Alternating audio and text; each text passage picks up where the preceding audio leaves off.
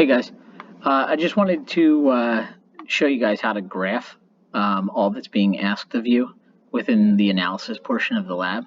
So the first thing is I did add a little bit of extra directions there, is that you should do this for 100th of a second time intervals, okay? So what that means is on the left side when you make the time column, and I should be clear, you didn't actually take this data. We're trying to model what your projectile did based on what we know about physics, okay? So using the angle that you used, yeah, we can use that. Using the time it spent in the air, yes, we can use that. The height of the table that you picked or where your projectile was launched, that all matters, right? So that's going to make that into here, and we'll be able to see this in the model. But what I would like is 0.01 second intervals. So if I make that up, okay, my projectile is going to spend a good amount of time in the air here. I forget exactly how long, but it doesn't matter. I can drag this to wherever, and then I'll tell you. I shot mine from a 0.5 meter height. So I'm going to drag it down to 0.75 just to be safe. And I'll show you, we can always cut that off later. Doesn't matter. All right, so again, all I did there was click the pattern that I saw, right, that I was increasing by hundredths. Then I let go. And then in the bottom right corner, I clicked and dragged all the way down. For the X position, super easy. I look at my trig that I did, and I go to my X velocity trig.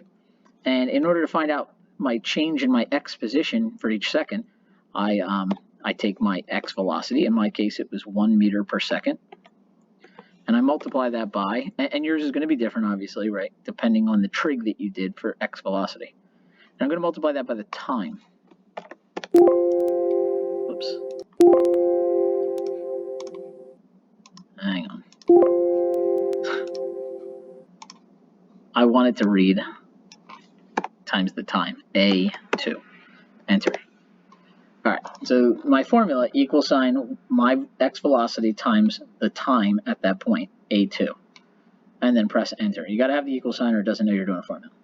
Once you do that, you can click that corner, drag it all the way down to where I stopped my time segments, essentially. Go back up. We're going to do the Y. This is a little harder because the Y, there is an acceleration, right? So we're going to do equal sign 1/2 times the acceleration in the Y, negative 9.8, times the time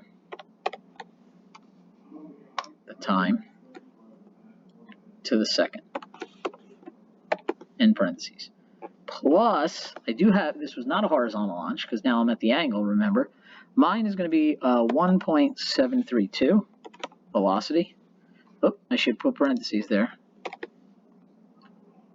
Times the time. All right, if you need to pause it there so you can catch up. But that's my formula for the Y. Enter. I'm going to click that. Drag it all the way down. Okay, I went way too far. So as far as so here's what I know. I know that I was 50 centimeters above the toy car that I hit when I did this, right? And you'll see that we don't get to that point until right about between these two time periods. So between 0.54 and 0.55 seconds. So actually, this is where I'm going to go and delete any of the time data and measurement data after I already hit the projectile. The projectile hit the car. Right, so I'm going to delete that out. And again, I checked this because I know I fired from an elevated position, 0.5 meters above. So my delta Y was negative 0.5 when I did all my calculations. So I'm going to delete that. Okay, this is more accurate to what I did in class. Now, the X velocity. I need a formula for velocity in the X direction. Well, it was constant, right? In the X direction, it left at, and I can go over to my X position formula, it left at 1 meter per second. And that was true, oops, that was true for every single time interval. If I go down, you see it's 1 times the time. So it was always 1, right? So equal sign 1. Or I can just type the number 1. I don't even need to write an equal sign. Right, drag that all the way down. Boom. The Y velocity changed, though. It started out positive, then it went negative after it stopped in the middle, like at the peak, I mean. All right, so we should figure out that velocity, right? In order to do that, you got to think of the acceleration formula is equal to VF minus VI over T. And I wanted to say VF equals. So I got to reorganize that equation, right? So one way I can do that is equal sign the acceleration, negative 9.8 in the y direction, right? Times the time plus the initial velocity. Now recall, the initial velocity for my launch in the y direction was 1.732. For yours, it'll be something different.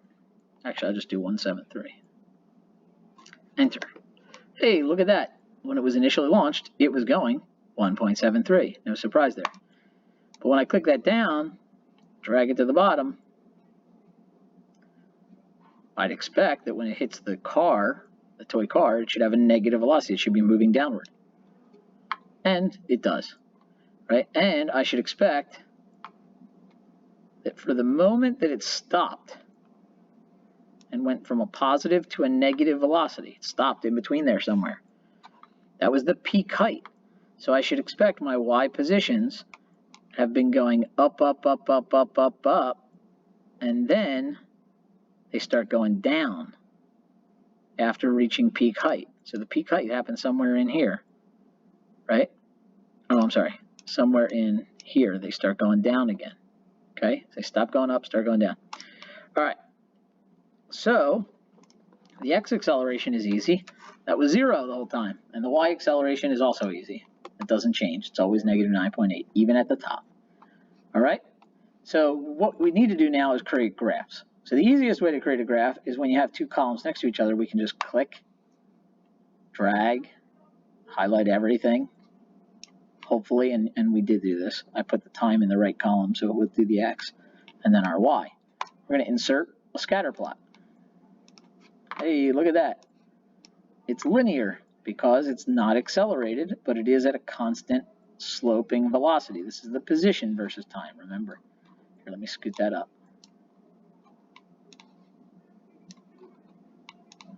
Right, this is position time data in the x. So I want this title to reflect that. So I'm going to say x position versus time by Mr. McDowell. All right. I also want to add some chart titles here, or axis titles. So add my axis titles, and they should reflect what I graphed in the y and what I graphed in the x, the position and the time respectively. Right? I always double check here and make sure that really was my time. And sure enough, it goes up to 0.56. Oh, so does my, so if you see the numbers here on mine are the same. So it's a little hard to check right now. We can check again in the y column when we get to it. All right, see how the dots are lined up on the perimeter of this graph or this plot? If I click somewhere in this white space, I can cut and paste this or copy. Copy is probably safer. Copy and paste this somewhere in a Word file. So I can paste this wherever I need to. Paste it as a photo, right? However you want to do it. Now you can resize this as you need. Right? So there's your graph. Next to that, we'll put the Y graph, because it says the directions. Oh, you guys probably cannot see this because I'm using Game Bar. I just realized that. But you guys get the idea. You can cut and paste away from Excel and into Word. Okay, let's stick with Excel. So staying on Excel, what we can do is we can now, and this is the part that's a little trickier, is we can click and highlight our times. Whoops, just our times. I'm going to let go. Now I'm going to hold Control or Command if you're on a Mac, and I'm going to select my Y position data.